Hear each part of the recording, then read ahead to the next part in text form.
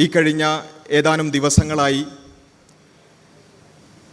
നമ്മുടെ സാംസ്കാരിക പരിസരത്തും മാധ്യമങ്ങളിലും സോഷ്യൽ മീഡിയയിലുമെല്ലാം വലിയ ചർച്ചയായിരിക്കുകയാണ് നമ്മുടെ പൊതുവിദ്യാലയങ്ങളിലേക്ക് അടിച്ചേൽപ്പിക്കപ്പെട്ട സൂംബ എന്ന പേരിലുള്ള ഒരു നൃത്തരൂപവും അതിനോടുള്ള വിയോജിപ്പുകളുമെല്ലാം. ഇതിലേറ്റവും പ്രധാനമായി നാം മനസ്സിലാക്കേണ്ടത്, ഈ വിഷയം പലപ്പോഴും ചാനൽ ചർച്ചകളിൽ, മാധ്യമങ്ങളിൽ, സോഷ്യൽ മീഡിയയിൽ ചർച്ച ചെയ്യുമ്പോൾ സൂംബയിൽ നിന്ന് തുടങ്ങി സൂംബയിൽ അവസാനിക്കുന്ന വളരെ ദൗർഭാഗ്യകരമായ ഒരു അവസ്ഥ പലപ്പോഴും നാം കാണാറുണ്ട്. ഒരു വിഷയം വരുമ്പോൾ അതിനോടുള്ള വിയോജിപ്പിനും യോജിപ്പിനും പല തലങ്ങളുണ്ടാകും. അതിൻ്റെ സാംസ്കാരിക തലങ്ങളുണ്ടാകും, മതപരമായ തലങ്ങളുണ്ടാകും, അതുപോലെ തന്നെ പല വിധത്തിൽ അതിനോടുള്ള യോജിപ്പും വിയോജിപ്പും ഉണ്ടാകും. പക്ഷേ ഒരു നൃത്തരൂപം അല്ലെങ്കിൽ ഒരു വ്യായാമ രൂപം എന്നുള്ളതിനോടുള്ള യോജിപ്പും വിയോജിപ്പും, അല്ലെങ്കിൽ സൂംബ എന്ന പദത്തിൽ അതിനും അപ്പുറത്തേക്ക് വേറെ ചില ആളുകൾ ചില അല്പവസ്ത്രം, അതുപോലെ തന്നെ തുള്ളൽ, അതുപോലെ തന്നെ കൂടിക്കലരൽ, ഇങ്ങനെയുള്ള ഏതാനും ചില വാക്കുകളിൽ മാത്രം ഒതുക്കിക്കൊണ്ട് ഈ ചർച്ചയെ ഒതുക്കാൻ പല ആളുകളും ശ്രമിക്കുന്നതായി നമ്മൾ കാണുന്നുണ്ട്. അവിടെയാണ് ഈ വിഷയത്തെ വളരെ ഗൗരവപൂർവം സമീപിക്കുമ്പോൾ നാം ആദ്യമായി ചെയ്യേണ്ടത് ഈ വിഷയത്തിൻ്റെ, അതുപോലെ തന്നെ ഇതിന് തുടർച്ചയായി വരുന്ന വിഷയങ്ങളുടെ അതിൽ അന്തർലീനമായ ആശയങ്ങളും അതിനോടുള്ള വിയോജിപ്പുകളും വളരെ ഗൗരവത്തോടു കൂടി നാം ചർച്ച ചെയ്യേണ്ടത്. എന്താണ് ഇവിടെ വിഷയം? വെറും ഒരു സൂംബയാണോ വിഷയം? ഒരിക്കലുമല്ല എന്നുള്ളത് എൻ്റെ പ്രിയപ്പെട്ട സുഹൃത്തുക്കളെ നിങ്ങൾ മനസ്സിലാക്കേണ്ടതുണ്ട്. വെറും ഒരു സൂംബയിൽ തുടങ്ങി സൂംബയിൽ അവസാനിക്കുന്ന വിഷയമല്ല ഇത്. മറിച്ച് വളരെ കൃത്യമായി കഴിഞ്ഞ ഏതാനും കാലങ്ങളായി നാം കണ്ടുകൊണ്ടിരിക്കുന്ന ഒരു യാഥാർത്ഥ്യമുണ്ട്. എന്താണത്? പൊതുവിദ്യാലയങ്ങളിലേക്ക് അധാർമികതയുടെ, സംസ്കാര ശൂന്യതയുടെ, ലിബറൽ ചിന്തകൾ എന്ന പേരിലുള്ള അത്തരത്തിലുള്ള തോന്യാസങ്ങളുടെ ഒരു ഇഞ്ചക്ഷൻ കഴിഞ്ഞ കുറച്ചു കാലമായി പല രൂപത്തിൽ നടന്നുകൊണ്ടിരിക്കുന്നത് നാം ഏവരും ശ്രദ്ധിച്ചിട്ടുണ്ടാകും. പല വിധത്തിൽ, പല രൂപത്തിൽ, പല വിധേന നമ്മുടെ മുമ്പിലൊക്കെ അത്തരം വാർത്തകളും ചർച്ചകളുമെല്ലാം വരാറുണ്ട്. ഏതെങ്കിലും ഒരു കോളേജിൻ്റെ കരിക്കുലവുമായി ബന്ധപ്പെട്ട്, സ്കൂളിൻ്റെ കരിക്കുലവുമായി ബന്ധപ്പെട്ട്, അങ്ങനെ പല രൂപത്തിൽ നിസ്സാരമായി വന്നു പോകുന്ന വാർത്തകളായിട്ടാണ് പലപ്പോഴും നമ്മളത് അവഗണിച്ച് കളയാറുള്ളത്. പക്ഷേ ഇത് അങ്ങനെ ഏതെങ്കിലും ഒന്നിലോ രണ്ടിലോ ഒതുങ്ങുന്നതല്ല എന്നും, ഇത് വളരെ ആസൂത്രിതമായി നടപ്പിലാക്കപ്പെട്ടുകൊണ്ടിരിക്കുന്ന ഒരു ആശയത്തിൻ്റെ അടിച്ചേൽപ്പിക്കലാണ് എന്നുള്ളിടത്താണ് ഇതിൻ്റെ ഏറ്റവും പ്രധാനപ്പെട്ട വിയോജിപ്പ് കിടക്കുന്നത്. ഒന്നാമതായി നമ്മൾ പറയുന്നത് പൊതുവിദ്യാലയം പൊതുവാകണം എന്നുള്ളത് തന്നെയാണ്. പൊതുവിദ്യാലയം എന്ന് പറഞ്ഞാൽ ഇവിടെയുള്ള മുസ്ലിമും ഹിന്ദുവും ക്രൈസ്തവനും മതമുള്ളവനും ഇല്ലാത്തവനുമെല്ലാം വളരെ കോൺഫിഡൻസോടുകൂടി അവനവൻ്റെ മക്കളെ പറഞ്ഞയക്കുന്ന ഇടങ്ങളാണ് പൊതുവിദ്യാലയങ്ങൾ എന്ന് പറഞ്ഞാൽ. അതിൻ്റെ കാരണം എന്താ? അത് പൊതുവാണ്. അവിടെ എല്ലാവർക്കും പറ്റുന്ന രൂപത്തിലുള്ള ഒരു സംസ്കാരവും ഒരു രൂപവുമാണ് പൊതുവിദ്യാലയങ്ങളിൽ ഉണ്ടാവുക എന്ന ആ ഒരു ഉറപ്പിൻ്റെ മേലാണ് ഇവിടെയുള്ള പൊതുജനം പൊതുവിദ്യാലയങ്ങളിലേക്ക് അവരുടെ മക്കളെ അയക്കുന്നത്. നാം ഏവരും അതിനുവേണ്ടി, അതിൻ്റെ ഉന്നമനത്തിനു വേണ്ടി വർക്ക് ചെയ്യുന്ന ആളുകളാണ്. പക്ഷേ അതിൽ നിന്നും മാറിക്കൊണ്ട് ആ പൊതുവിദ്യാലയങ്ങളിൽ പല ആളുകൾക്കും സാധിക്കാത്ത, ഇവിടെ ഭൂരിപക്ഷം വരുന്ന ജനവിഭാഗം അവർ മതവിശ്വാസികളാണ്. പല രൂപത്തിൽ ധാർമ്മികതയെ ഇഷ്ടപ്പെടുന്നവരാണ്, സംസ്കാരത്തെ ഇഷ്ടപ്പെടുന്നവരാണ്. അങ്ങനെയുള്ള ആളുകൾക്ക് യോജിച്ചു പോകാൻ പറ്റാത്ത രൂപത്തിലുള്ള ലിബറൽ സാംസ്കാരിക ഫാസിസം കരിക്കുലത്തിലേക്ക്, സ്കൂളുകളിലേക്ക്, പൊതുവിദ്യാലയങ്ങളിലേക്ക് കടത്തിക്കൂട്ടുന്നു എന്നുള്ളിടത്താണ് ഏറ്റവും പ്രധാനപ്പെട്ട വിഷയം. ഒരുപാട് വിഷയങ്ങൾ അതിൽ നമുക്ക് കാണാൻ സാധിക്കും. അതിൽ ഏറ്റവും പ്രധാനപ്പെട്ട പല ആളുകളുടെയും ശ്രദ്ധയിലേക്ക് വന്നിട്ടുള്ള ഒരു വിഷയമാണ് ജെൻഡർ ന്യൂട്രാലിറ്റി എന്ന് പറയുന്നത്. ജെൻഡർ ന്യൂട്രൽ വിഷയവുമായി ബന്ധപ്പെട്ടുകൊണ്ടുള്ള ചർച്ചകൾ ഒരു പക്ഷേ നമുക്ക് ഓർമ്മയുണ്ടാകും. പെട്ടെന്നൊരു ദിവസം അത്തരത്തിലുള്ള ഒരു പരിഷ്കാരം വരുന്നതായി നമ്മൾ അറിയുകയാണ്. എങ്ങനെയാണ് നമ്മുടെ മാധ്യമങ്ങളും നമ്മുടെ പൊതുസമൂഹവും ആ വിഷയത്തെ കൈകാര്യം ചെയ്തത്? പല ആളുകളും നമ്മുടെ മക്കൾ പറക്കട്ടെ, അവർ സ്വാതന്ത്ര്യം അനുഭവിക്കട്ടെ എന്ന രൂപത്തിലൊക്കെയാണ് ആ വിഷയത്തെ കൈകാര്യം ചെയ്തത്. മാത്രമല്ല, ഒരു പരിധി കൂടി കടന്നുകൊണ്ട് വേറെ ചില ആളുകൾ പറഞ്ഞെന്താ വെച്ചാൽ, ഇത് പെൺകുട്ടികൾക്ക് പാൻറ് ധരിക്കാൻ പറ്റുമോ ഇല്ലേ എന്ന ചർച്ചയാണ് നടക്കുന്നത് എന്നാണ് പല ആളുകളും പറഞ്ഞത്. ഞാൻ വെറുതെ പറയുന്നതല്ല, ഇതുമായി ബന്ധപ്പെട്ടുകൊണ്ടുള്ള ചർച്ചകളുടെ ചില രൂപങ്ങൾ കൂടി കാണിച്ചുകൊണ്ട് തന്നെ, തെളിവുകൾ സഹിതം തന്നെ സംസാരിക്കാനാണ് ഞാൻ ഉദ്ദേശിക്കുന്നത്. ജെൻഡർ ന്യൂട്രലിറ്റി അല്ലെങ്കിൽ ജെൻഡർ ന്യൂട്രൽ യൂണിഫോം എന്ന പേരിലുള്ള ഒരു പരിഷ്കാരം ഇവിടെ വന്നു. അന്ന് മാധ്യമങ്ങളിൽ എന്താണ് ചർച്ചയായത്, അതിൻ്റെ ഒരു സാമ്പിൾ മാത്രം ആദ്യം നിങ്ങളൊന്ന് കണ്ടോളൂ. പെൺകുട്ടികൾ പാൻസ് ധരിക്കാന്നുള്ളതല്ല ഇവിടെ വിഷയം. നിലവിൽ ആൺ പെൺ എന്ന തിരിച്ചറിവില്ലാതെ വരുന്ന ഒരു പുതിയ തലമുറയെ ഉണ്ടാക്കിയെടുക്കുക എന്ന ലക്ഷ്യത്തോടെ സർക്കാർ കൊണ്ടുവന്ന പദ്ധതിയല്ല. അങ്ങനെ ഒരു പദ്ധതിയല്ല. നമ്മളെ സംബന്ധിച്ച് മനസ്സിലാക്കാത്ത ഒരു കാലം ഒരു കാലത്തും ഒരു ആണിനും പെണ്ണിനും ഉണ്ടാകില്ല. ആർക്കാരും അവനവന്റെ ഐഡന്റിറ്റി ഏതെങ്കിലും ഒക്കെ ഒരു ഘട്ടത്തിൽ മനസ്സിലാകുമല്ലോ. അത് അപ്പോ ഇത്രയും വലിയ ജെൻഡർ ന്യൂട്രാലിറ്റി എന്ന് പറയുന്ന അങ്ങേയറ്റം ആശയപരമായി ഒരുപാട് ആഴങ്ങളുള്ള ഒരു വിഷയത്തെ ഈ ഇത്തരത്തിലുള്ള അല്ലെങ്കിൽ ചില ആളുകളെങ്കിലും കണ്ടിട്ടുള്ള കാര്യം എന്താ വെച്ചാൽ അത് പെൺകുട്ടി പാൻറ് ധരിക്കാൻ പറ്റുമോ ഇല്ലേ എന്ന് പറയുന്ന വളരെ ഇപ്പം നമ്മൾ കാണുന്നുണ്ടല്ലോ അല്ലേ. പിന്നെ അല്പവസ്ത്രം, അതുപോലെ തന്നെ കൂടിച്ചേരൽ എന്നൊക്കെ പറഞ്ഞുള്ള കുറച്ച് പദങ്ങളിൽ കുരുങ്ങി നിൽക്കുന്നുണ്ടല്ലോ. ഇതുപോലെ അന്ന് പാൻറ്റിലായിരുന്നു കുടുങ്ങിയിരുന്നത്. അന്നത്തെ ചാനൽ ചർച്ചകൾ എന്ന് പറഞ്ഞാൽ പാൻറ് ധരിക്കാൻ പറ്റുമോ ഇല്ലേ, പെണ്ണ് പാൻറ് ധരിച്ചാൽ ആകാശം ഇടിഞ്ഞു പൊളിഞ്ഞു വീഴുമോ ഇല്ലേ, അതുപോലെ തന്നെ പാൻറ്റിൻ്റെ ചരിത്രപരമായ ഉത്ഭവം എവിടെയാണ്, ഇങ്ങനെയുള്ള വളരെ കൂലങ്കശമായ ഗൗരവത്തിലാണ് ചർച്ച ചെയ്യുന്നത് എന്നുള്ളതാണ് തമാശ. ഇങ്ങനെ ആ ജെൻഡർ ന്യൂട്രാലിറ്റി എന്ന് പറയുന്ന വളരെയധികം സാംസ്കാരികമായും സാമൂഹികമായും വലിയ രൂപത്തിലുള്ള പ്രത്യാഘാതങ്ങളുള്ള ഒരു വിഷയത്തെ കേവലം ഒരു പെൺകുട്ടി പാൻറ് ധരിക്കണോ അല്ലെങ്കിൽ പാവാട ധരിക്കണോ എന്ന വിഷയത്തിലാണ് അത് ചുരുക്കി കെട്ടിയത്. അന്ന് തന്നെ നമ്മളത് പറഞ്ഞു. ആ വിയോജിപ്പ് പറയുന്ന ഭാഗം നിങ്ങൾ കേട്ടോളൂ. ഇവിടെ ഈ ഒരു ചർച്ചയിൽ എനിക്ക് പ്രധാനമായിട്ട് പറയാനുള്ളത്, ഈ ചർച്ചയിൽ പലപ്പോഴും ആ ഒരു ചർച്ച കെട്ടിക്കിടക്കുന്നത് പാൻസ് ധരിക്കുക അല്ലെങ്കിൽ കംഫേർട്ട് ഉള്ള ഒരു ഡ്രസ്സ് ധരിക്കുക, അതിനുള്ള സ്വാതന്ത്ര്യമുണ്ടോ എന്നുള്ള അവിടെ കുരുങ്ങിക്കിടക്കുകയാണ് പലപ്പോഴും ഈ ചർച്ച. ഇവിടെ എനിക്ക് പറയാനുള്ളത്, ഇവിടെ അടിസ്ഥാന വിഷയം അതല്ല എന്നുള്ളതാണ്. പാൻസ് കംഫേർട്ടാണോ അല്ലെങ്കിൽ കംഫർട്ടബിൾ ഡ്രസ്സ് ധരിക്കാൻ ആരെങ്കിലും അനുവദിച്ചോ ഇല്ലേ എന്നുള്ളതല്ല. അങ്ങനെ ആയിരുന്നെങ്കിൽ ഞാൻ ചോദിക്കട്ടെ, കംഫർട്ടബിൾ യൂണിഫോം എന്നുള്ള ഒരു പദം മതിയായിരുന്നല്ലോ. കംഫർട്ടബിൾ ആയിട്ടുള്ള യൂണിഫോം, എല്ലാവർക്കും പറ്റുന്ന രൂപത്തിലുള്ള ഒരു യൂണിഫോം ധരിക്കുക എന്ന വിഷയമായിരിക്കുമല്ലോ വരിക. അല്ല, അതിനപ്പുറത്ത് ഇവിടെ ജെൻഡർ ന്യൂട്രൽ യൂണിഫോം. അപ്പോൾ എല്ലാവർക്കും കംഫർട്ടബിളായ വസ്ത്രം ധരിക്കുക എന്നാണെങ്കിൽ കംഫർട്ടബിൾ യൂണിഫോം എന്ന് പറഞ്ഞാൽ മതിയായിരുന്നല്ലോ. പക്ഷേ ഇത് ജെൻഡർ ന്യൂട്രാലിറ്റി എന്നാണ് പറഞ്ഞത്, ജെൻഡർ ന്യൂട്രൽ യൂണിഫോം എന്നാണ് പറഞ്ഞത്. അതിനുശേഷം അത്രയും കാലം നടന്ന ചർച്ച മൊത്തം ഈ പാൻറ്റിൽ കുടുങ്ങി കിടക്കായിരുന്നു. അതിനുശേഷം നമുക്ക് എഡ്യൂക്കേറ്റ് ചെയ്യേണ്ടി വന്നു. ഇത് ഞാൻ ആരെയും കുറ്റപ്പെടുത്താൻ വേണ്ടി പറയുകയല്ല, അല്ലെങ്കിൽ ഇവിടെയുള്ള പൊതുസമൂഹത്തെയോ പൊതുബോധത്തെയോ ആ നിലക്കൊരു പ്രതിസ്ഥാനത്ത് നിർത്തി സംസാരിക്കുകയല്ല. പക്ഷേ പലപ്പോഴും നമ്മുടെ ചർച്ചകൾ ഇങ്ങനെ തൊലിപ്പുറത്ത് അവസാനിക്കുകയാണ്. ഒരു പാൻറ് ധരിക്കാൻ പറ്റുമോ ഇല്ലേ, കുറേ നേരം ചർച്ച ചെയ്യണേ, ഒരുപാട് നേരം ചാനൽ ഡിബേറ്റ് നടത്തണേ. അതല്ല ഇവിടെ വിഷയം. എന്താണ് പിന്നെ വിഷയം? എന്താണ് ജെൻഡർ ന്യൂട്രാലിറ്റി? എന്താണ് അതിൽ അന്തർലീനമായിട്ടുള്ള LGBT ഐഡിയോളജി? അത് സമൂഹത്തിൽ അപ്ലൈ ചെയ്താൽ എന്താ പ്രശ്നം? നമുക്കെന്ത് ചെയ്യേണ്ടി വന്നു? ഇരുന്ന് എഡ്യൂക്കേറ്റ് ചെയ്യേണ്ടി വന്നു. ആ എഡ്യൂക്കേറ്റ് ചെയ്യേണ്ടി വരുന്ന ആ ഒരു ഭാഗം നിങ്ങൾ കേട്ടോളൂ. മനസ്സിലാക്കേണ്ടത് ഇനി ഇതിന്റെ അപകടം എവിടെയാണ്? അപകടമാണ് നമ്മൾ കൃത്യമായി മനസ്സിലാക്കേണ്ടത്. ഇവിടെ വളരെ കൃത്യമായി മനസ്സിലാക്കുക, ഇങ്ങനെ ഒരു ജെൻഡർ ന്യൂട്രാലിറ്റി അത് തന്നെ വളരെ ചെറുപ്പത്തിൽ തന്നെ ഇത് ഈ തരത്തിലേക്ക് കൊണ്ടുവരുമ്പോൾ അവിടെ വളരുന്ന തലമുറ അല്ലെങ്കിൽ അടുത്ത തലമുറയ്ക്ക് എന്താണ് സംഭവിക്കുന്നത് എന്നുള്ളത് നമ്മൾ നോക്കണം. ഇത് കേരളത്തിലേക്ക് കടന്നു വരുന്നേ ഉള്ളൂ. കേരളത്തിൽ അതിനുള്ള ആദ്യത്തെ സ്റ്റെപ്പ് മാത്രമാണ് യൂണിഫോം എന്ന് പറയുന്നത്. കേരളത്തിലേക്ക് ഇത് കടന്നു വരുന്നതിന് മുമ്പ് തന്നെ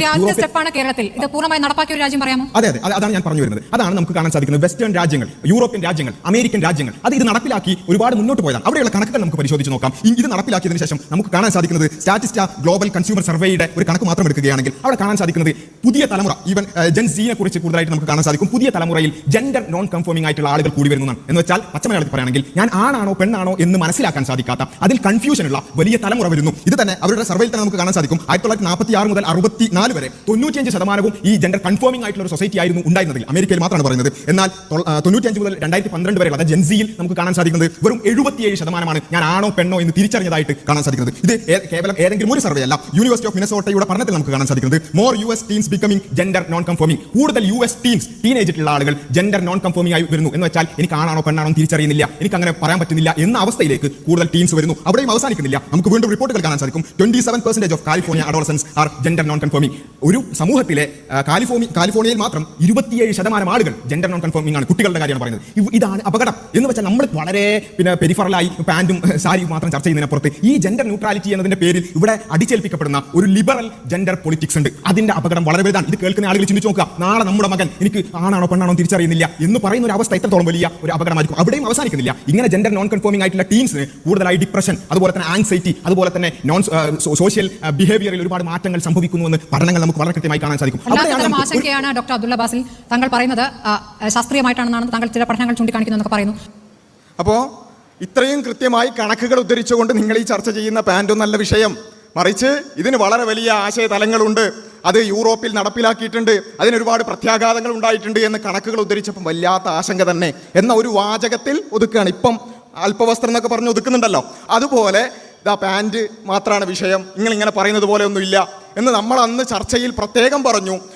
ഇവിടെ ആണാണോ പെണ്ണാണോ എന്ന് തിരിച്ചറിയാൻ പറ്റാത്ത കുട്ടികളുണ്ടാകും, ആണാണോ പെണ്ണാണോ എന്ന് സ്വയം തിരിച്ചറിയാൻ പറ്റാത്ത കുട്ടികളുണ്ടാകും. അന്ന് ഞങ്ങളത് പറഞ്ഞപ്പോൾ പല ആളുകൾക്കും സംശയമായിരുന്നു, ഇതെന്ത് ചോദ്യമാണ്, ഇതെന്ത് വർത്താനാണ്, സ്വയം ആണാണോ പെണ്ണാണോ തിരിച്ചറിയാൻ പറ്റാതിരിക്കേ, ഇതെല്ലാവർക്കും സ്വന്തം ലിംഗത്തിലേക്ക് നോക്കിയാൽ പോരെ, ശരീരത്തിലേക്ക് നോക്കിയാൽ പോരെ എന്നൊക്കെ വളരെ നിഷ്കളങ്കമായിക്കൊണ്ട് വളരെ ആത്മാർത്ഥമായിക്കൊണ്ട് തിരിച്ചു ചോദിച്ച, കമൻ്റ് ഇട്ട, തിരിച്ച് കമൻ്റ് അടിച്ച, അതുപോലെ തന്നെ തിരിച്ചു പരിഹസിച്ച ആളുകളൊക്കെ ഉണ്ടായിരുന്നു. പക്ഷേ ഇന്നവർക്ക് കാര്യം വ്യക്തമായിട്ടുണ്ട് എന്ന് തന്നെയാണ് ഞാൻ വിശ്വസിക്കുന്നത്. ഇന്ന് കൃത്യമായി കൊണ്ട് തന്നെ അത് വ്യക്തമായിട്ടുണ്ട്. കാരണം എന്താ, ഇന്ന് നമ്മുടെ സമൂഹത്തിലേക്ക് ഈ LGBT ഐഡിയോളജി അടിച്ചേൽപ്പിക്കപ്പെട്ടു. ഒരാളും ജൈവികമായി ആണോ പെണ്ണോ ആവുകയില്ല എന്ന ആശയം ഇന്ന് പൊതുസമൂഹത്തിൽ ചർച്ച ചെയ്യപ്പെട്ടുകൊണ്ടിരിക്കുന്നു. അത് വളരെ കൃത്യമായിട്ട് അന്ന് വല്ലാത്ത ആശങ്ക തന്നെ എന്ന് പറഞ്ഞ ആളുകൾ ആ ആശങ്ക നേരിൽ കണ്ടുകൊണ്ടിരിക്കുകയാണ് എന്നുള്ളതാണ് ഏറ്റവും പ്രധാനപ്പെട്ട ഒരു കാര്യം. അങ്ങനെ ഇത് ഞങ്ങൾ വീണ്ടും പറയുന്നു, ഇത് ഞങ്ങൾ ആ നിലക്ക് ആരോപിച്ചതുമല്ല, ഇത് നടപ്പിലാക്കിയ ആളുകൾ അത് പറഞ്ഞിട്ടുണ്ട്. നിങ്ങൾക്ക് സ്ക്രീനിൽ കാണാൻ സാധിക്കും. ഇന്നത്തെയും പിന്നെ ഉന്നത വിദ്യാഭ്യാസ മന്ത്രിയായിട്ടുള്ള മന്ത്രി ആർ ബിന്ദു കൃത്യമായി കൊണ്ട് പറഞ്ഞു എന്താണ് ഈ പരിഷ്കാരം കൊണ്ടുവരുന്നതിൻ്റെ പിന്നിലുള്ളത്, എന്താണ് ആ പരിഷ്കാരം കൊണ്ടുവരുന്നതിൻ്റെ. To achieve this our students should first be given access to education in a free environment unhindered by the burden of society's heteronormative expectations. എന്തിനായി ജെൻഡർ ന്യൂട്രാലിറ്റി കൊണ്ടുവരുന്നത്? അത് സൊസൈറ്റിയുടെ ഹെറ്ററോനോർമേറ്റീവ് എക്സ്പെക്റ്റേഷനിന് അതിൽ നിന്നും പുറത്തേക്ക് കടക്കാൻ, അതിൻ്റെ ബേർഡൻസിൽ നിന്നും പുറത്തേക്ക് കടക്കാൻ വേണ്ടിയാണ് ഇത് കൊണ്ടുവരുന്നത്. എന്താ ഈ ഹെറ്ററോനോർമേറ്റിവിറ്റി? പല ആളുകൾക്കും പരിചയം ഉണ്ടായിരുന്നില്ല, അന്ന് എഡ്യൂക്കേറ്റ് ചെയ്യേണ്ടി വന്നു. എന്താണത്? അത് ആണും പെണ്ണും തമ്മിലുള്ള ജൈവികമായ വ്യത്യാസങ്ങളെ മാസ്ക് ചെയ്തുകൊണ്ട് ഒരാളും ജനിക്കുമ്പോൾ തന്നെ ആണോ പെണ്ണോ ആവുന്നില്ല, അവൻ സ്വയം തിരഞ്ഞെടുക്കുകയാണ് എന്നൊക്കെയുള്ള ആശയമാണത് എന്നും അത് വളരെ അപകടകരമാണ് എന്നും അത് ഈവൻ സ്ത്രീകളുടെ സുരക്ഷയെപ്പോലും ബാധിക്കുന്ന വലിയ പ്രശ്നങ്ങളാണ് എന്നും കണക്കുകൾ ഉദ്ധരിച്ച്, പഠനങ്ങൾ ഉദ്ധരിച്ച് അന്ന് ഞങ്ങൾ പറഞ്ഞു. അത് പല ആളുകൾക്കും ബോധ്യപ്പെട്ടു. അന്ന് സാംസ്കാരിക സംഘടനകൾ, അതുപോലെ തന്നെ സാമുദായിക സംഘടനകൾ, കത്തോലിക്ക സഭയടക്കം അതിനെതിരെ രംഗത്ത് വന്നു. അങ്ങനെ രംഗത്ത് വന്നപ്പോൾ പെട്ടെന്നൊരു ദിവസം മറ്റൊരു പ്രസ്താവന വരികയാണ്. ബഹുമാനനായ മന്ത്രിയുടെ ഒരു പ്രസ്താവന, ജെൻഡർ ന്യൂട്രാലിറ്റി അടിച്ചേൽപ്പിക്കില്ല. ഇപ്പൊ ഈ അടുത്തൊരു പ്രസ്താവന വന്നല്ലോ, എന്താണത്? സൂംബ അത് നിർബന്ധമല്ല എന്നൊക്കെയുള്ള പ്രസ്താവന വന്നില്ലേ? അതുപോലെ തന്നെ ഒരു പ്രസ്താവന വന്നു, ജെൻഡർ ന്യൂട്രാലിറ്റി അടിച്ചേൽപ്പിക്കില്ല. ആ പ്രസ്താവന നിങ്ങൾ കേട്ടോളൂ. ജെൻഡർ ന്യൂട്രാലിറ്റി വിഷയത്തിൽ സർക്കാർ നിലപാട് സംശയത്തിനിടവരുത്താത്തതാണ് എന്ന് മന്ത്രി വി ശിവൻകുട്ടി. ഒരിടത്തും ജെൻഡർ ന്യൂട്രാലിറ്റി യൂണിഫോം അടിച്ചേൽപ്പിക്കില്ല. പലതവണ സർക്കാർ നിലപാട് അറിയിച്ചിട്ടും തെറ്റിദ്ധാരണ പരത്തുകയാണ്. പ്രതിഷേധത്തിനൊരുങ്ങുന്നവർ ഒന്നുകൂടി ആലോചിക്കണമെന്നും മന്ത്രി പറഞ്ഞു. ഗവൺമെന്റിനെ സംബന്ധിച്ചിടത്തോളം ജെൻഡർ യൂണിഫോം അത് ഒരു നിലയിലും ഒരു വിദ്യാലയങ്ങളിലും അടിച്ചേൽപ്പിക്കുന്നതിന് വേണ്ടി ഉദ്ദേശിക്കുന്നില്ല. കേരളത്തിലെ അപ്പോൾ ഒരു നിലക്കും അടിച്ചേൽപ്പിക്കില്ല, എല്ലാവർക്കും സമാധാനമായി. കാരണം ഇതിൻ്റെ പ്രശ്നം എല്ലാവർക്കും മനസ്സിലായിരുന്നു. അത് സാമൂഹികമായി വലിയ പ്രത്യാഘാതങ്ങൾ ഉണ്ടാക്കുമെന്ന് എഡ്യൂക്കേറ്റ് ചെയ്യപ്പെട്ടിരുന്നു. പെട്ടെന്ന് വന്നു അടിച്ചേൽപ്പിക്കൂല. അപ്പം എല്ലാവർക്കും സമാധാനമായി, സ്വസ്ഥം സമാധാനം, എല്ലാവരും വളരെ സമാധാനത്തോടു കൂടി കിടന്നുറങ്ങി. എന്താ, ജെൻഡർ ന്യൂട്രാലിറ്റി പോയല്ലോ, ആ വിവാദം വന്നു, അത് അടിച്ചേൽപ്പിക്കൂല എന്ന് പറഞ്ഞു, കഴിഞ്ഞു. ഇങ്ങനെയാണ് പല ആളുകളും ആ വിഷയത്തെ മനസ്സിലാക്കിയത്. അന്നേ നമ്മൾ പറഞ്ഞു, ഇതൊരു യൂണിഫോം അടിച്ചേൽപ്പിക്കാത്ത ഒരു വിഷയം മാത്രമാണ് പറഞ്ഞത്, ആ ആശയം ഇപ്പോഴും ഉണ്ട് എന്ന് ഞങ്ങൾ അന്നേ പറഞ്ഞിരുന്നു. അതിനുശേഷം നിയമസഭയിൽ മന്ത്രി തന്നെ പറഞ്ഞു, ജെൻഡർ എന്ന് പറയുന്ന ഒരു സാമൂഹ്യ നിർമ്മിതിയാണ് എന്ന്. അതും കഴിഞ്ഞ് ഇപ്പൊ ഞാൻ പറയുന്നു, ഇവിടെ ഇരിക്കുന്ന ഓരോരുത്തരും മാധ്യമപ്രവർത്തകരോട് ഞാൻ പ്രത്യേകം പറയുന്നു, നിങ്ങൾ ഇപ്പോൾ നിലവിലുള്ള വരാനിരിക്കുന്ന കാര്യത്തെക്കുറിച്ചൊന്നുമല്ല ഞാൻ പറയുന്നത്, ഇപ്പോഴുള്ള 9ാം ക്ലാസ്സിന്റെ സാമൂഹ്യ ശാസ്ത്ര ടെക്സ്റ്റ് ബുക്ക് ഒന്ന് എടുത്തു നോക്കുക. നേരത്തെ പറഞ്ഞ പ്രസ്താവന എല്ലാവരും ഓർമ്മ ഉണ്ടാവും, ജെൻഡർ ന്യൂട്രാലിറ്റി അടിച്ചേൽപ്പിക്കൂല, സമാധാനം, കഴിഞ്ഞു, ആ വിവാദേ കഴിഞ്ഞു. എന്നിട്ട് വേറെ ചില ആളുകൾ വേറെ ചില നെറേറ്റീവ് ഉണ്ടാക്കും. മുസ്ലിം സംഘടനകൾ പറഞ്ഞതോടുകൂടി ഇടത് ഗവൺമെന്റ് പത്തിമടക്കി എന്നൊക്കെ പറഞ്ഞു കണ്ട് അങ്ങനെയുള്ളൊരു നെറേറ്റീവ് ഉണ്ടാക്കാൻ വേറെ കുറച്ച് ആൾക്കാർ ഇങ്ങനെയുള്ള കുറേ നെറേറ്റീവ് ഇപ്പോഴും ഉണ്ടാക്കുന്നത് പോലെ തന്നെ അങ്ങനെയുള്ള ആളുകളൊക്കെ അത്തരത്തിലുള്ള എല്ലാ വിഷയവും വാരി വിതറിയതിനു ശേഷം ഇപ്പോൾ നിങ്ങൾ നിങ്ങളുടെ വീടുകളിൽ പോകണം, പൊതുവിദ്യാലയങ്ങളിൽ പഠിച്ചുകൊണ്ടിരിക്കുന്ന നിങ്ങളുടെ കുട്ടിയുടെ 9ാം ക്ലാസ്സിൻ്റെ ടെക്സ്റ്റ് ബുക്ക് എടുത്ത് നോക്കണം. അതിലുള്ള ചില വരികൾ നിങ്ങൾക്ക് സ്ക്രീനിൽ കാണാൻ സാധിക്കും. ഞാനെല്ലാം വിശദീകരിക്കുന്നില്ല, നിങ്ങളെല്ലാവരും ഇരുന്ന് പഠിക്കണം എന്നാണ് എനിക്ക് പറയാനുള്ളത്. ജെൻഡർ എന്ന് പറയുന്നത് ഒരു ആർജിത പദവിയാണ് എന്നാണ് നമ്മുടെ കുട്ടികൾ പൊതുവിദ്യാലയത്തിൽ പോയി ഇപ്പോൾ പഠിച്ചുകൊണ്ടിരിക്കുന്നത്. എന്താ ആർജിത പദവി എന്ന് പറഞ്ഞാൽ? ആർജിച്ചെടുക്കുന്ന ഒരു പദവിയാണെന്ന്. ഞാനും നിങ്ങളും ആണ് പെണ്ണ് എന്നുള്ള ആ ലിംഗസ്വത്വം അത് ആർജിച്ചെടുക്കുന്നതാണ്. ഏതുപോലെ? അതിൻ്റെ ഉദാഹരണം കുട്ടികളല്ലേ മനസ്സിലാവാത്തതുകൊണ്ട് ഉദാഹരണമടക്കം പറഞ്ഞു. എന്താണത്? നമ്മളൊക്കെ തൊഴിലിന് വേണ്ടി ഓരോ തൊഴിൽ ചെയ്യുന്ന ആൾക്കാരാണല്ലേ, അതിനുള്ള സ്കില്ലുകൾ നമ്മൾ ആർജിച്ചെടുക്കുന്നത് പോലെയാണ് ആണാണോ പെണ്ണാണോ എന്നുള്ളത് നമ്മൾ ആർജിച്ചെടുക്കുന്നത് എന്ന്. ഇത് നമ്മുടെ കുട്ടികൾ ഇന്ന് സ്കൂളിൽ പോയി അവൻ്റെ ടീച്ചറുടെ വായിൽ നിന്ന് കേട്ടു പഠിച്ചുകൊണ്ടിരിക്കുകയാണ്. നമ്മളെ പല ആളുകളും വിചാരിച്ചത് ജെൻഡർ ന്യൂട്രാലിറ്റി, ആ വിവാദം കഴിഞ്ഞു, അത് അടിച്ചേൽപ്പിക്കൂല എന്ന് പറഞ്ഞല്ലോ, സ്വസ്ഥം സമാധാനം കഴിഞ്ഞു. പക്ഷേ ഇപ്പോൾ അതാ അടിച്ചേൽപ്പിക്കില്ലെന്ന് പറഞ്ഞ, അല്ലെങ്കിൽ ചർച്ച ചെയ്യുമെന്ന് പറഞ്ഞ ആ ഗവൺമെന്റ് ഒരു തരത്തിലുള്ള ജനാധിപത്യ മര്യാദകളും പാലിക്കാതെ, ഒരു ജനകീയ ചർച്ചകളുമില്ലാതെ, ഒരു പഠനവുമില്ലാതെ നമ്മുടെ കുട്ടികളുടെ സ്കൂളിൽ അവരുടെ ടെക്സ്റ്റ് ബുക്കുകളിൽ പച്ച മലയാളത്തിൽ അത് പഠിപ്പിച്ചുകൊണ്ടിരിക്കുന്നു. ഇതാണിതിൻ്റെ അപകടം. ഇങ്ങനെയാണ് പലപ്പോഴും ഗവൺമെന്റ് ഇത്തരത്തിലുള്ള നിലപാടുകൾ എടുത്തുകൊണ്ടിരിക്കുന്നത്. അതുകൊണ്ടാണ് അതിനെതിരെ നിരന്തരമായി പോരാടേണ്ടി വരുന്നത്. ഇങ്ങനെയുള്ള ഒരുപാട് കാര്യങ്ങൾ, ജെൻഡർ ന്യൂട്രാലിറ്റി മാത്രമല്ല, പാഠപുസ്തകങ്ങളിൽ സ്വതന്ത്ര ചിന്തയുമായി ബന്ധപ്പെട്ടുകൊണ്ടുള്ള, മതനിരാസ ചിന്തകളുമായി ബന്ധപ്പെട്ടുകൊണ്ടുള്ള, ജെൻഡർ ഓഡിറ്റിങ്ങുമായി ബന്ധപ്പെട്ടുകൊണ്ടുള്ള എന്തൊക്കെ തരത്തിലുള്ള പദപ്രയോഗങ്ങളും അതുപോലെ തന്നെ അധ്യാപനങ്ങളുമാണ് നടക്കുന്നത്. ഇങ്ങനെയുള്ള ഒരുപാട് കാര്യങ്ങൾ. അതുപോലെ തന്നെ കുട്ടികൾ ഒരു സെലിബ്രേഷൻ കൾച്ചറിലേക്ക് കൊണ്ടുപോവുക, ഒരു എൻജോയ്മെന്റ് കൾച്ചറിലേക്ക് കൊണ്ടുപോവുക. ഇങ്ങനെയുള്ള വളരെ അപകടകരമായ കാര്യങ്ങൾ നടന്നുകൊണ്ടിരിക്കുന്നു. അത് തന്നെ ഒരു വിധത്തിലുള്ള ചർച്ചയോ പഠനമോ ഇല്ലാതെ. ഇതാണ് ഇതിൻ്റെ പ്രശ്നമെന്ന് പറയുന്നത്. ഇതിൻ്റെ ഈ പറയുന്ന അധ്യായങ്ങളുടെയും എല്ലാം ഒരു തുടർച്ച മാത്രമാണ് സൂംബ എന്ന് പറയുന്നത്. പല ആളുകളും മനസ്സിലാക്കുന്നത് സൂംബ എന്ന് പറഞ്ഞാൽ മിഞ്ഞാന്നുണ്ടായ എന്തോ ഒരു വിവാദമാണ്, പെട്ടെന്ന് അങ്ങോട്ട് വന്നു, പെട്ടെന്ന് എന്തൊക്കെ പ്രതികരിച്ചു, അങ്ങനെയൊക്കെ ഉണ്ടായ എന്തോ ഒരു സംഭവമാണ് എന്ന് വിചാരിക്കുന്ന ചില ആളുകളെങ്കിലും ഉണ്ടെങ്കിൽ മനസ്സിലാക്കുക, സൂംബ എന്ന് പറയുന്നത് മിനിഞ്ഞാന്ന് വന്നൊരു സംഭവമല്ല. ഇത്രയും കാലം ഞാൻ പറഞ്ഞ ഈ പ്രക്രിയകളുടെ തുടർച്ച മാത്രമാണ് സൂംബ. ഈ ലിബറൽ അടിച്ചേൽപ്പിക്കൽ, ഈ സാംസ്കാരികമായ അടിച്ചേൽപ്പിക്കൽ, കൾച്ചറൽ ഫാസിസം, അതിൻ്റെ അവസാനത്തെ അധ്യായം മാത്രമാണ് സൂംബ എന്ന് പറയുന്നത്. അതുതന്നെ നാം മനസ്സിലാക്കുക, മിനിഞ്ഞാന്ന് വന്നതല്ല, മറിച്ച് ഏപ്രിലിൽ വന്ന് തുടങ്ങിയ ഒരു കാര്യമാണ്. ഏപ്രിൽ എങ്ങനെ വരുന്ന ആ ഒരു ഘട്ടം മുതൽ ഇതിനെക്കുറിച്ചുള്ള ഒരു ധാരണ നമുക്ക് വേണം. ആ വരുന്ന ഒന്നാമത്തെ വരവ് നിങ്ങളൊന്ന് കണ്ടോളൂ. നമ്മുടെ സ്കൂളുകളിൽ നമ്മുടെ പൊതുവിദ്യാഭ്യാസ മന്ത്രി അടക്കം ഇവിടെ ഇരിക്കുന്നുണ്ടല്ലോ. അപ്പോൾ ഏറ്റവും നല്ല ഒരു കാര്യം ആലോചിച്ചു കൂടെ എന്നുള്ളതാണ്. ഇപ്പോൾ രാവിലെ സ്കൂൾ തുടങ്ങി, വൈകുന്നേരം ലോങ് ബെല്ലടിച്ച് സ്കൂൾ വിടുന്നു. ഈ ലോങ് ബെല്ലടിക്കുന്നതിന് മുൻപ് ഒരു അരമണിക്കൂർ മുമ്പാവട്ടെ ഒരു ചെറിയ ബെല്ല് കൊടുക്കുന്നു.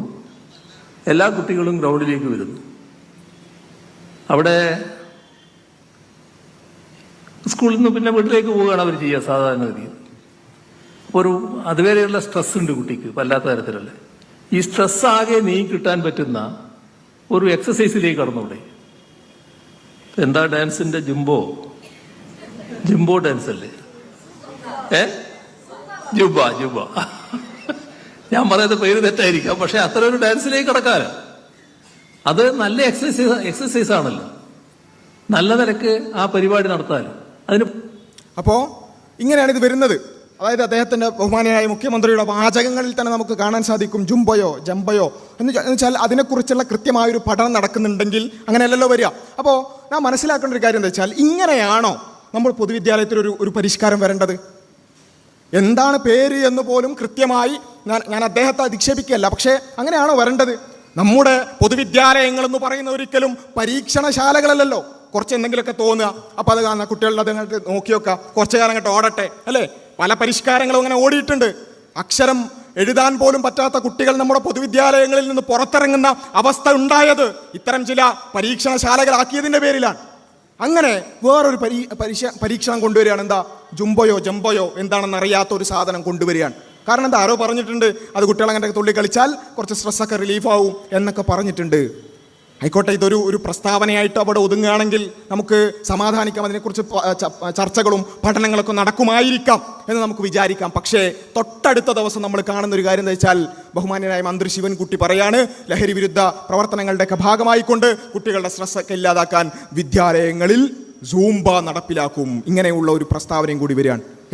ഈ ജംബയാണോ ജൂംബയാണോ എന്നറിയാത്ത ആ ഒരു സാധനം തൊട്ടടുത്ത ദിവസം എന്ത് ചെയ്യാണ്, വിദ്യാലയങ്ങളിലേക്ക് നടപ്പിലാക്കുകയാണ്. പെട്ടെന്ന് ഹെഡ്ലൈനുകൾ വരികയാണ്, സൂംബ സ്കൂളുകളിലേക്ക്. ഇത് ഞാൻ പറയുന്നത് മിനിഞ്ഞാന്നത്തെ കാര്യമല്ല കേട്ടോ, 4 ദിവസം മുമ്പുള്ള കാര്യമല്ല, ഏപ്രിലെ കാര്യമാണ്. ഏപ്രിലിൽ ഒരു ന്യൂസ് വരികയാണ്, സൂംബ കലാലയങ്ങളിലേക്ക്, സൂംബ സ്കൂളുകളിലേക്ക്. അപ്പം നമ്മൾ അന്വേഷിച്ചു, ഇവിടെയുള്ള അധ്യാപക സംഘടനകളുണ്ട്, അങ്ങനെ പല ആളുകളുണ്ടല്ലോ. അപ്പോൾ അധ്യാപക സംഘടനകളോടും വിദ്യാർത്ഥി സംഘടനകളോടൊക്കെ നമ്മൾ അന്വേഷിച്ചു, ഇങ്ങനൊരു സംഭവം കാണുന്നുണ്ട്, എന്തെങ്കിലും ചർച്ചകൾ നടന്നിട്ടുണ്ടോ, എന്തെങ്കിലും പഠനങ്ങൾ നടന്നിട്ടുണ്ടോ? ആർക്കും ഒന്നും അറിയില്ല. അങ്ങനെയുള്ള ചർച്ചകളും സംവാദങ്ങളും അല്ലെങ്കിൽ അത്തരത്തിലുള്ള പഠനങ്ങളൊന്നും ആർക്കും അറിയില്ല. പെട്ടെന്ന് മുകളിൽ നിന്ന് കെട്ടി ഇറക്കുകയാണ്. അവിടെ നമ്മൾ അന്വേഷിച്ചു, എന്താണ് ഈ സൂംബ? അല്ലാതെ മിനിഞ്ഞാന്ന് വന്നിട്ട് പെട്ടെന്ന് യൂട്യൂബിൽ സെർച്ച് ചെയ്തല്ല, മറിച്ച് എന്താണ് സൂംബ എന്നുള്ളത് കൃത്യമായി മനസ്സിലാക്കാൻ, അതിനെക്കുറിച്ച് പഠിക്കാൻ നമ്മൾ ശ്രമിക്കുമ്പോൾ ഇന്റർനാഷണലി എന്താണോ സൂംബ, ഇവിടെ നിലനിൽക്കുന്ന സൂംബ എന്താണോ അതിനെക്കുറിച്ച് നമ്മൾ പഠിക്കുകയും അത് അത്തരത്തിൽ കലാലയങ്ങളിൽ അടിച്ചേൽപ്പിക്കുന്നത് ശരിയല്ല എന്നുള്ള ആ ഒരു വാദം ഏപ്രിൽ 29 തന്നെ വിസ്ഡം ഇസ്ലാമിക് ഓർഗനൈസേഷൻ പറഞ്ഞിട്ടുണ്ട്. ജൂണിലെ കാര്യമല്ല, ജൂണിലല്ല വിയോജിപ്പ് പറയുന്നത്. എടുത്തു ചാടി എന്തോ എന്നറിയാതെ, എന്താണ് സംഭവം എന്നറിയാതെ പെട്ടെന്ന് എടുത്തു ചാടി പറഞ്ഞതല്ല. ഏപ്രിൽ 29 കൃത്യമായി ഇതിനെക്കുറിച്ച് പഠിക്കാൻ ശ്രമിക്കുകയും അതെന്താണെന്ന് മനസ്സിലാക്കുകയും അതിൻ്റെ സാംസ്കാരികമായ വശങ്ങൾ എന്താണെന്ന് മനസ്സിലാക്കുകയും അതിനോടുള്ള വിയോജിപ്പുകൾ രേഖപ്പെടുത്തുകയും ചെയ്തുകൊണ്ട് വിസ്ഡത്തിൻ്റെ ഡയലോഗ് ടിവിയിലുള്ള സ്പോട്ട് ലൈറ്റിൻ്റെ ഒരു എപ്പിസോഡ് എനിക്ക് പറയാനുള്ളത്, നിങ്ങളെല്ലാവരും അതൊന്ന് കാണണമെന്നാണ്. കൃത്യമായി ആ വിഷയത്തെക്കുറിച്ച് പഠിക്കുകയും എങ്ങനെയാണ് ഇത് കലാലയങ്ങളിലേക്ക് നടപ്പിലാക്കിയാൽ എന്തൊക്കെ പ്രശ്നങ്ങളാണ് ഉണ്ടാവുക എന്ന് ഏപ്രിലിൽ എണ്ണി പറയാൻ ശ്രമിക്കുന്നുണ്ട്. കഴിഞ്ഞില്ല, അതിനെക്കുറിച്ചുള്ള ബോധവൽക്കരണങ്ങൾ നടത്താൻ ശ്രമിക്കുകയാണ്. പിന്നെ ഫേസ്ബുക്കിലൂടെ, കുറിപ്പുകളിലൂടെ, സോഷ്യൽ മീഡിയയിലൂടെ നിരന്തരമായി അതിനെക്കുറിച്ച് എഡ്യൂക്കേറ്റ് ചെയ്യാൻ ശ്രമിക്കുകയാണ്. ഇതാ ഇങ്ങനെ ഒരു സംഭവം വരുന്നുണ്ട് എന്ന് മന്ത്രി പറഞ്ഞിട്ടുണ്ട്. അത് ഈ രൂപത്തിൽ പ്രശ്നങ്ങളുള്ള ചില എലമെന്റുകൾ അതിലുണ്ട്. അതിൻ്റെ ചില സാംസ്കാരികമായ കൾച്ചറലായ കാര്യങ്ങളോട് മതപരമായി തന്നെ ചില വിയോജിപ്പുകളുണ്ട്. മതപരമായ വിയോജിപ്പിനുമപ്പുറത്ത് ഇവിടെയുള്ള ധാർമ്മികതയെ സ്നേഹിക്കുന്ന ഒരു അച്ചടക്കമുള്ള ഒരു സൊസൈറ്റിയെ ഇഷ്ടപ്പെടുന്ന ആളുകളെ സംബന്ധിച്ചിടത്തോളം അവരുദ്ദേശിക്കുന്ന ഒരു സംസ്കാരമല്ല ഇത് എന്നുള്ള കൃത്യമായ വിയോജിപ്പ് ഏപ്രിൽ മുതൽ നമ്മൾ പറഞ്ഞുകൊണ്ടിരിക്കുന്നുണ്ട്. ഏപ്രിൽ മുതൽ തന്നെ പറഞ്ഞു തുടങ്ങുന്നുണ്ട്. അതിലുള്ള വിയോജിപ്പുകൾ എന്താണ് അതിലുള്ള വിയോജിപ്പുകൾ? നമ്മൾ പറഞ്ഞു, അതിൻ്റെ സാംസ്കാരികമായ അതിൻ്റെ രൂപത്തോട് കൃത്യമായ വിയോജിപ്പുകളുണ്ട്. അത് ഞങ്ങൾ വെറുതെ പറഞ്ഞതല്ല. സൂംബ നടപ്പിലാക്കുന്നു എന്നുള്ളത് ഒരു ചർച്ചയും നടക്കാത്തതുകൊണ്ട് ഏതൊക്കെ രൂപത്തിലാണ് നടപ്പിലാക്കുക എന്ന് നമുക്കറിയില്ല. കാരണം അത് വന്നതിന് ശേഷമല്ലേ അറിയുള്ളൂ. ചർച്ചയില്ലല്ലോ, ജനാധിപത്യമില്ലല്ലോ. അതുകൊണ്ട് അത് വരുന്നു എന്നറിയുമ്പോൾ നിലവിലുള്ള സൂംബയുമായി ബന്ധപ്പെട്ടുകൊണ്ടുള്ള പ്രശ്നങ്ങൾ എന്താണെന്ന് മനസ്സിലാക്കാൻ ശ്രമിച്ചപ്പോൾ, പഠിക്കാൻ ശ്രമിച്ചപ്പോൾ അതിൻ്റെ രൂപങ്ങളോട്, അതിൻ്റെ സാംസ്കാരികമായ എലമെന്റുകളോട്, വസ്ത്രധാരണത്തോടക്കം വിയോജിപ്പുകളുണ്ട്. അതാണ് നമ്മൾ കൃത്യമായി കൊണ്ട് ഇപ്പോൾ ചില ആളുകൾ കുരുങ്ങിക്കിടക്കുന്ന ചില പദപ്രയോഗങ്ങളുണ്ടല്ലോ, അല്പവസ്ത്രം എന്നൊക്കെ, അതൊക്കെ പ്രയോഗിക്കാൻ കാരണം എന്താ? ഇങ്ങനെ എന്താണെന്നറിയാത്ത അല്ലെങ്കിൽ എന്താണെന്ന് വിശദീകരിക്കാത്തൊരു സാധനമാണ് ഒരു ജനാധിപത്യ ചർച്ചയുമില്ലാതെ, ഒരു ജനകീയ ചർച്ചയുമില്ലാതെ അടിച്ചേൽപ്പിക്കാൻ ശ്രമിക്കുന്നത്. അതിൻ്റെ നിലവിലുള്ള ഇന്റർനാഷണലി റെക്കഗ്നൈസ്ഡ് ആയിട്ടുള്ള രൂപങ്ങളിലെല്ലാം നമുക്ക് വസ്ത്രധാരണത്തോട് വിയോജിപ്പുണ്ട്. അതുപോലെ തന്നെ അതിൻ്റെ രൂപങ്ങളോട് വിയോജിപ്പുണ്ട്, അതിൻ്റെ സംഗീതത്തോട് വിയോജിപ്പുണ്ട്. ആ വിയോജിപ്പ് നമ്മൾ പ്രകടിപ്പിക്കുകയാണ് ചെയ്തത്.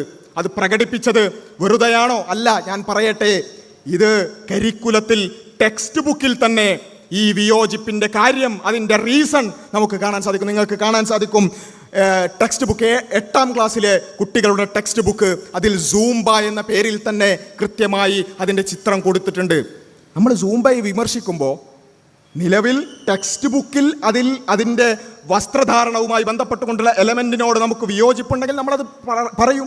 സൂംബയോട് വസ്ത്രധാരണത്തിൽ മാത്രമല്ല നമ്മൾ വിയോജിപ്പ് പറഞ്ഞത്, എല്ലാത്തിനോടും അതിൻ്റെ സാംസ്കാരികമായ എലമെന്റുകളോടെല്ലാം നമ്മൾ വിയോജിപ്പുകൾ പറഞ്ഞിട്ടുണ്ട്. പക്ഷേ അതിൻ്റെ കൂട്ടത്തിലൊന്നായിക്കൊണ്ട് ഇത് കാണുമ്പോൾ ഇതും നമ്മൾ സൂചിപ്പിക്കും. അതാണ് ആ പറഞ്ഞ പദപ്രയോഗത്തിലുള്ളത്.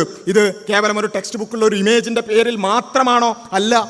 ഈ സൂംബ നടപ്പിലാക്കുമ്പോൾ നമ്മുടെ കുട്ടികൾക്ക് സ്കൂളുകളിൽ നിന്ന് അധ്യാപകർ മുഖേന ചില ലിങ്കുകൾ കിട്ടിയിട്ടുണ്ട്. നിങ്ങൾ വീട്ടിൽ ഇതിട്ട് പ്രാക്ടീസ് ചെയ്യണമെന്ന് പറഞ്ഞുകൊണ്ട് ചില ലിങ്കുകൾ കിട്ടിയിട്ടുണ്ട്. അതും നമ്മൾ പരിശോധിച്ചു. അത് പരിശോധിച്ച് നോക്കുമ്പോൾ എന്താണ് കാണുന്നത്? അതിൻ്റെ ഏതാനും സെക്കൻഡുകൾ മാത്രം നിങ്ങൾ കണ്ടോളൂ.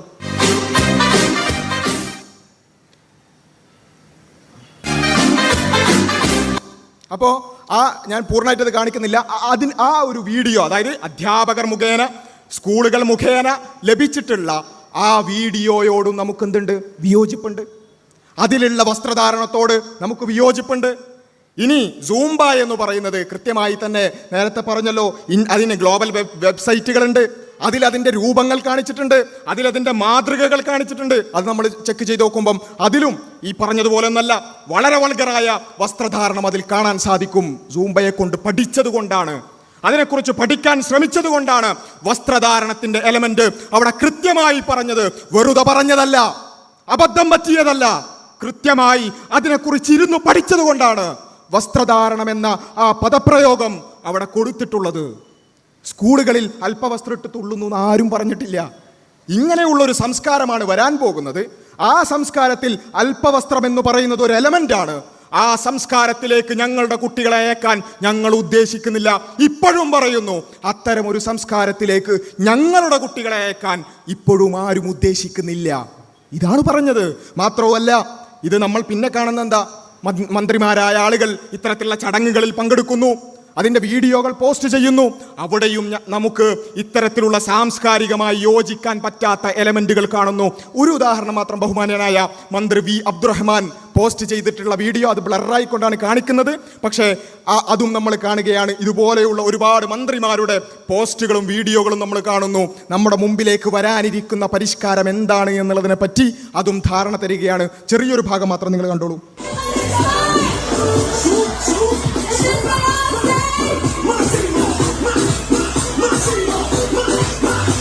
അപ്പോൾ ഇതും കാണുമ്പോൾ ഇതാണ് വരാൻ പോകുന്നത്.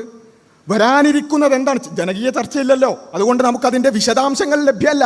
അതുകൊണ്ട് വരാനിരിക്കുന്ന കാര്യം എന്താണ് എന്നുള്ളത് ഗ്ലോബൽ സ്റ്റാൻഡേർഡ്സ് നോക്കുമ്പോൾ, ടെക്സ്റ്റ് ബുക്ക് നോക്കുമ്പോൾ, മന്ത്രിമാർ പോസ്റ്റ് ചെയ്ത വീഡിയോകൾ നോക്കുമ്പോൾ, അധ്യാപകർ മുഖേന ലഭിച്ച ലിങ്കുകൾ പരിശോധിച്ച് നോക്കുമ്പോൾ അതിലെല്ലാം വസ്ത്രധാരണം എന്ന് പറയുന്നത് ഒരു പ്രധാനപ്പെട്ട വിയോജിപ്പിന്റെ മേഖലയാണ്.